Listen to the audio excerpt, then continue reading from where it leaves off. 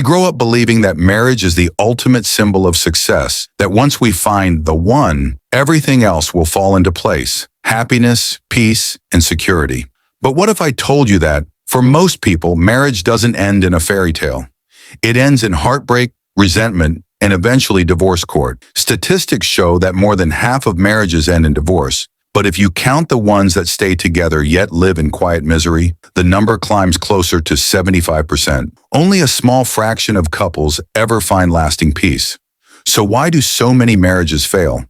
Why do so many men and women, despite everything we've learned, still walk down the aisle knowing the odds are against them? According to family law experts, the truth about divorce isn't just emotional, it's legal, financial, and deeply human. Here are 7 key lessons most people only learn when it's too late. Number 1. Divorce rarely happens overnight. By the time someone walks into a lawyer's office, the relationship has been fading for years. Divorce is almost never triggered by one fight. It's the slow decay of unmet needs, resentment, and emotional distance. According to statistics, roughly 50% of marriages in the United States end in divorce, and the process is often preceded by years of dissatisfaction, emotional withdrawal, and unresolved conflicts. Warning signs appear long before legal action. Imagine this: one partner may stop sharing feelings, avoid physical intimacy, or spend more time at work or with friends than at home. Small disagreements escalate into silent grudges, and moments that once bonded the couple, like weekend outings or shared meals, fade into rare occurrences. A couple married for 10 years. At first, small disagreements about chores or finances were easy to brush off.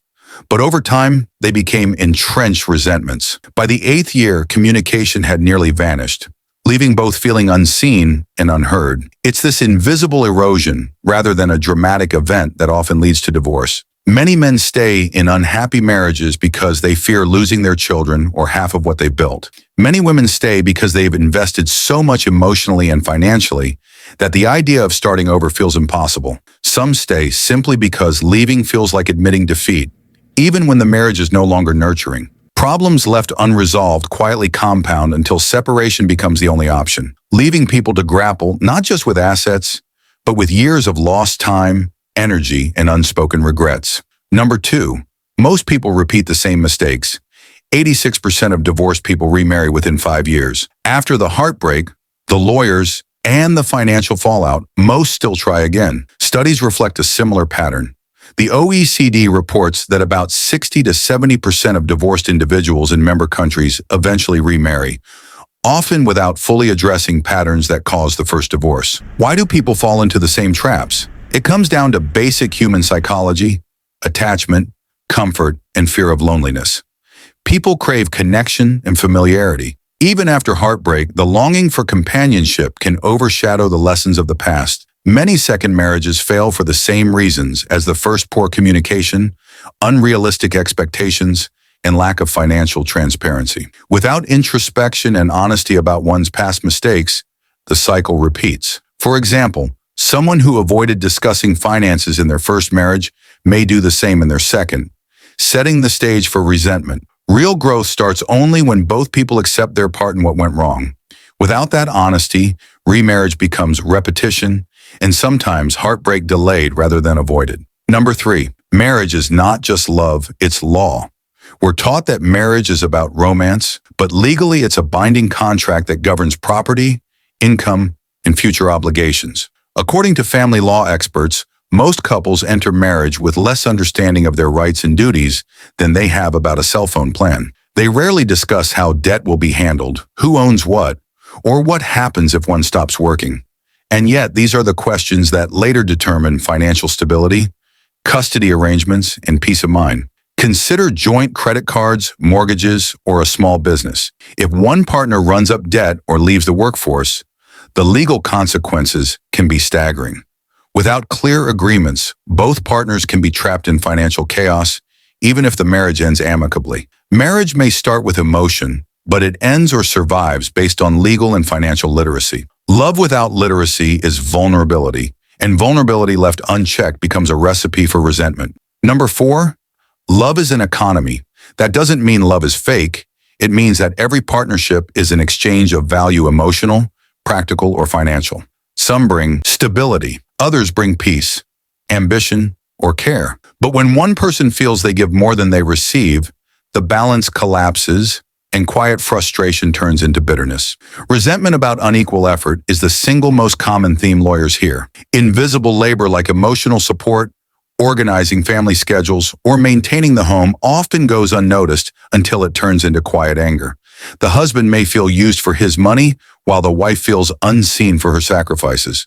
Both believe they're the victim. Over time, these small imbalances create emotional debt far more damaging than financial debt. Healthy love requires awareness of that balance.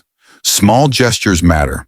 Saying thank you, noticing effort, or adjusting responsibilities can prevent the accumulation of resentment. When either partner stops investing, emotional bankruptcy follows, and eventually legal separation becomes the only way to reset the scales. Number 5, communication failures destroy more marriages than infidelity. Ask any divorce lawyer why marriages end, and they'll tell you, cheating and money issues are symptoms, not causes. People expect marriage to heal them to erase loneliness or fill personal gaps. According to family law experts, that expectation is a slow poison. Real partnership depends on communication about the unromantic realities.